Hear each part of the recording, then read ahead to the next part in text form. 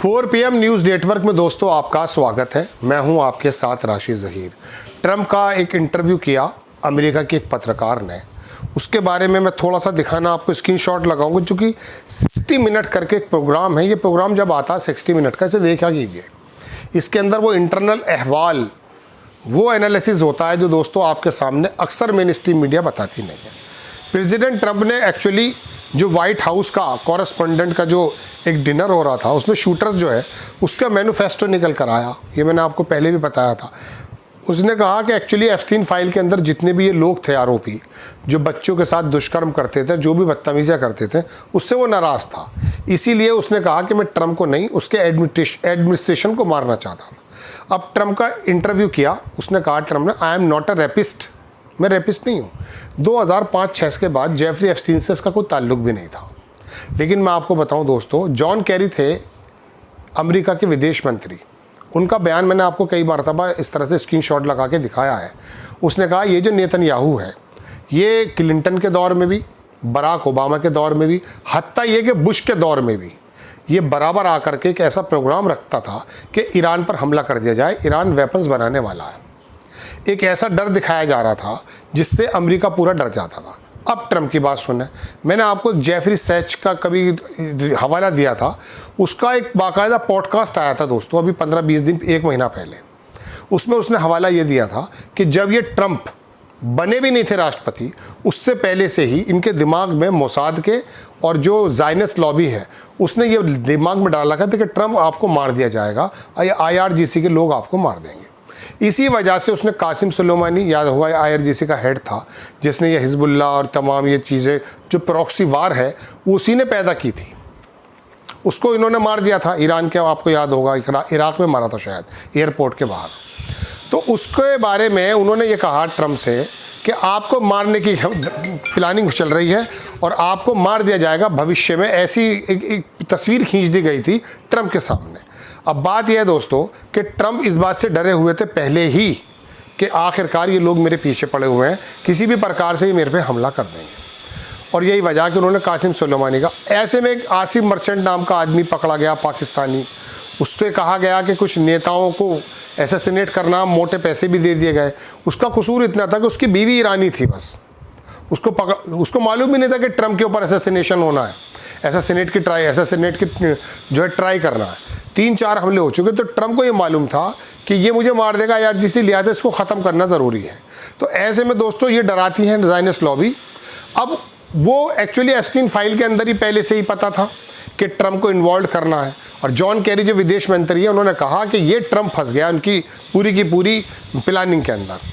उस ट्रंप कह रहा है, I am not a rapist, I didn't rape anybody, I am not paedophile, I got associated with stuff that has nothing. मेरे साथ ऐसे लोग हैं जिन्होंने कुछ नहीं किया, आई वाज टोटली। उसने कहा योर फ्रेंड्स, पत्रकार ने कहा जो डेमोक्रेट्स हैं अदर साइड, वो दूसरी तरफ ये बताते हैं कि आप इन्वॉल्व थे, लेट्स से एप्स्टीन और अदर थिंग। उसने कहा यू शुड बी अशेम्ड, आपको शर्म आनी चाहिए, yourself reading the, because ये पढ़ते हुए कि I am not any those thing, you should not be reading that 60 minutes, you are disgrace. ये 60 मिनट प्रोग्राम से बड़े परेशान हैं ट्रंप, उसी में ये बोल भी रहे थे। अब आप देखें ये खबर, ये फॉर्मर CIA ऑफिसर है लारी जैनसन। इसका मैंने खबर पहले भी बताई थी आपको, बल्कि ये किसी TV का है शायद।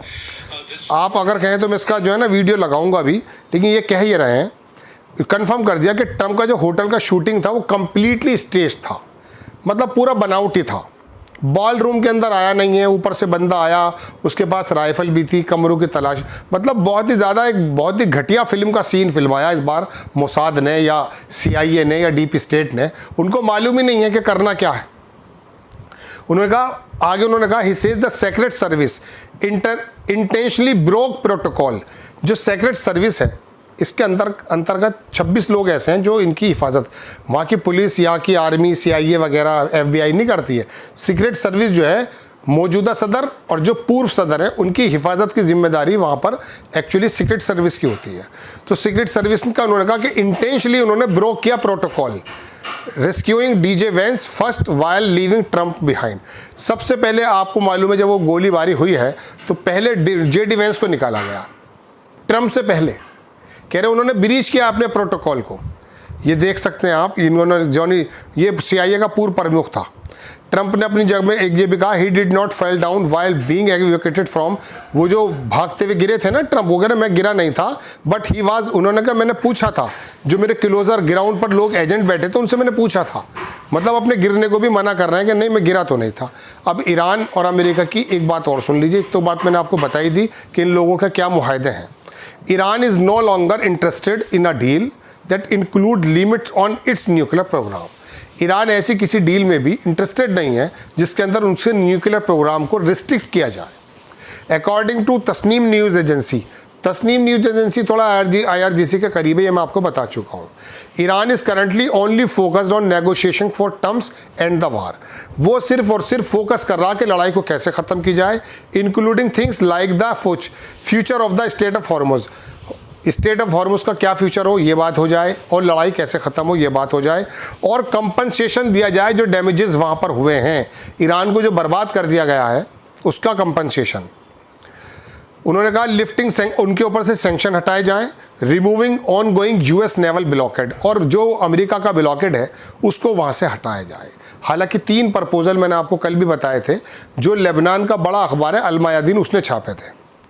न्यूक्लियर इशू जो है कुड पॉसिबली डिस्कस्ड और एड्रेस्ड अ लेटर टाइम, कुछ टाइम के बाद न्यूक्लियर के बारे में बात करेंगे, उसके अंदर भी यही बात थी, और इन अ सेपरेट डील, और ये सेपरेट डील अलग होगी। बट इट वाज, उन्होंने जोर दिया कि करंट नेगोशिएशन जो है, जो पाकिस्तान के मीडिएशन से चल रही है, will no longer include the nuclear programme, ये न्यूक्लियर प्रोग्राम के साथ नहीं होगी, इनका साफ सुथरे लफ्ज़ों में ये कहना।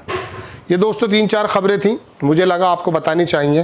पहली बात तो ये है कि ट्रंप के ऊपर जो ये हमला है, दरअसल उसको डराने की बात है या उसकी पॉपुलैरिटी को ऊपर लाने की बात है।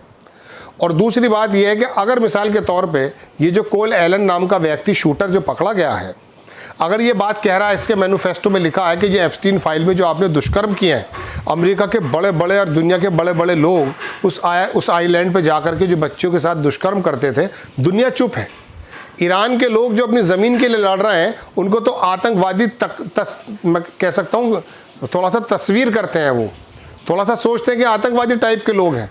ईरान के बारे में ऐसा अमेरिका के अंदर एक ऐसा एटमॉस्फेयर बना हुआ है। एक किताब आई थी 2012 में, गोइंग टू तेहरान, उसमें लिखा यह था कि अमेरिका के जहन में ये बात डाल दी गई कि ये जो ईरानी है ये वेपन्स बना लेंगे, ये इंसानियत के लिए ख़तरा है, ये मस्जिदों में बम फोड़ देते हैं, ये आपस में लड़ते हैं, ये गर्दन काटते हैं, ये औरतों के ऊपर कपड़ा पहना देते हैं, ये बुर्का पहना, मतलब अब बेचारे अमेरिकन बड़े भोले लोग हैं, इसमें कोई दौराई नहीं कि एक क्लास वहाँ पर पूरी दुनिया पे नज़र रखती है, लेकिन बाकी लोग तो बिल्कुल अपने खाने में पस्त हैं, शराब पी के रात को गटर में लेट जाते हैं बेचारे, अपने अपने मामलों में मस्त हैं वो, उन्हें मालूम नहीं, उन्हें जैसी किताबें और अखबार बताता वैसा बता देते हैं।